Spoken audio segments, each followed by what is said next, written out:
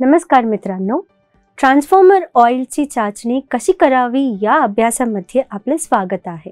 या व्हिडिओच्या शेवटी तुम्ही सक्षम व्हाल ट्रान्सफॉर्मर ऑइलवर फील्ड टेस्ट करणे, ट्रान्सफॉर्मर ऑइलवर क्रॅकल टेस्ट करणे, स्टँडर्ड टेस्ट सेट वापरून ट्रान्सफॉर्मर ऑइलची डायइलेक्ट्रिक टेस्ट करणे. चला तर ट्रान्सफॉर्मर ऑइलवर चर्चा करूया. सामान्यतः इलेक्ट्रिकल पॉवर ट्रान्सफॉर्मर थंड आणि इन्सुलेट करण्यासाठी वापरल्या जाणाऱ्या ऑइलला ट्रान्सफॉर्मर ऑइल किंवा इन्सुलेटिंग ऑइल असे संबोधले जाते. पूर्वी कच्चे ऑइल अर्धवट डिस्टिलिंग करून ते ऑइल प्राप्त करायचे. चला तर हा अभ्यास करण्यासाठी लागणारी इक्विपमेंट्स आणि मटेरियल्स गोळा करूया. Glass tumbler, pipette 200 mm, insulated combination pliers, screwdriver, electrician knife, standard transformer oil test kit, electric heater, samples of transformer oil, distilled water. Field test करणे. वर्क बेंचवर glass tumbler, pipette, oil sample आणि distilled water गोळा करा. Glass टम्बलरला 3/4 लेवलवर distilled वॉटरने भरा. पिपेटद्वारे transformer ऑइलचा 1 थेंब घ्या आणि डिस्टिल्ड वॉटरवर 1 थेंब टाका.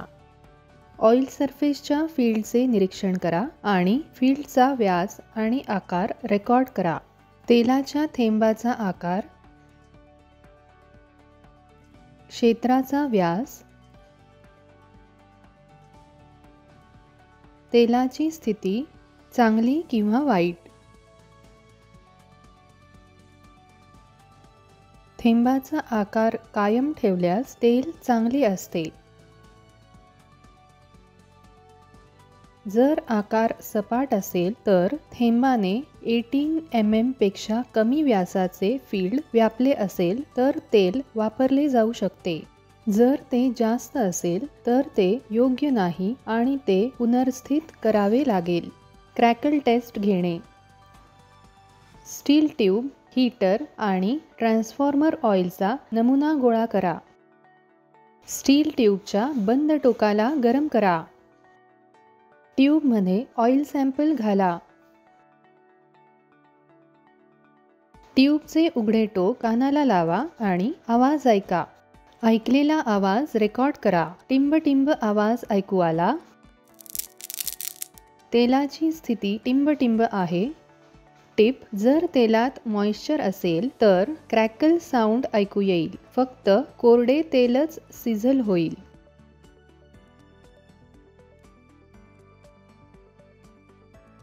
ऑइल टेस्टिंग किटसह डायइलेक्ट्रिक टेस्ट घेणे. ऑइल टेस्टिंग संच तपासा आणि निर्मात्याने दिलेल्या सूचना वाचा. स्वच्छ, पारदर्शक आणि कोरड्या काचेच्या बाटलीमध्ये ट्रान्सफॉर्मर ऑइलचा नमुना घ्या. ड्रेन व्हॉल्व्ह असल्यास ड्रेन व्हॉल्व्हमधून नमुना घ्या. ड्रेन व्हॉल्व्हमधून नमुना घेणे शक्य नसल्यास कन्झर्वेटर टँकमधून सिम्फनिंग ऑफ करून नमुना काढला जाऊ शकतो. किमान 3 चाचण्या करण्यासाठी ट्रान्सफॉर्मरमधून 3 बाटल्यांमध्ये किमान 3 सॅम्पल घ्या. स्टँडर्ड टेस्ट कप स्वच्छ तेलाने धुवून स्वच्छ करा आणि इलेक्ट्रोड्समधील अंतर अशा प्रकारे समायोजित करा की ते 4 mm असावे. कॅलिब्रेटेड गॉजद्वारे अंतर मोजा, जे सहसा उपकरणांसह पुरवले जाते. कपमध्ये इलेक्ट्रोड्सच्या 1 सेंटीमीटर वर किंवा कपावरील चिन्हांकित पातळीच्या वर तपासण्यासाठी तेलाच्या नमुन्याने कप भरा. स्वच्छ कव्हरने कपाला झाका आणि तेल स्थिर होण्यासाठी 5 मिनिटे ठेवा, जेणेकरून सर्व बुडबुडे नाहीसे होतील. टेस्ट एरिया इतर सर्वांसाठी स्पष्ट असल्याची खात्री करा. व्होल्टेज रेग्युलेशनला 0 वर सेट करा. सप्लायला स्विच ऑन करा. व्होल्टेज हळूहळू 0 पासून वाढवा, जेणेकरून 20 to 30 सेकंड्समध्ये फुल व्होल्टेज गाठले जाईल. स्पार्क गॅपमधील मजबूत इलेक्ट्रोस्टॅटिक फील्डच्या बाजूने संरेखित केलेल्या कॉटन, डस्ट इत्यादी सारख्या काही बाह्य पदार्थांमुळे अगदी सुरुवातीच्या टप्प्यावर स्पार्क उद्भवण्याची शक्यता आहे, जी अगदी 20 kV आहे.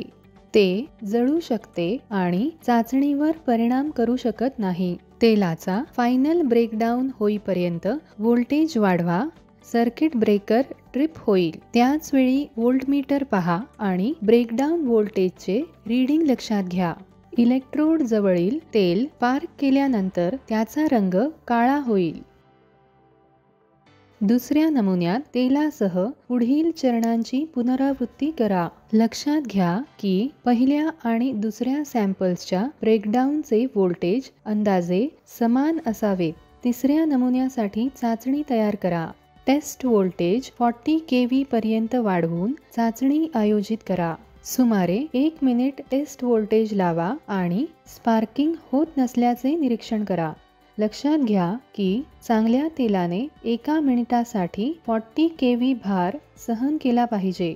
टेस्टेड ऑइल चांगल्या स्थितीत असल्यास हे तेल ट्रान्सफॉर्मर टँकवर चिन्हांकित केलेल्या तेलाच्या पातळीपर्यंत ट्रान्सफॉर्मर टँकमध्ये भरा.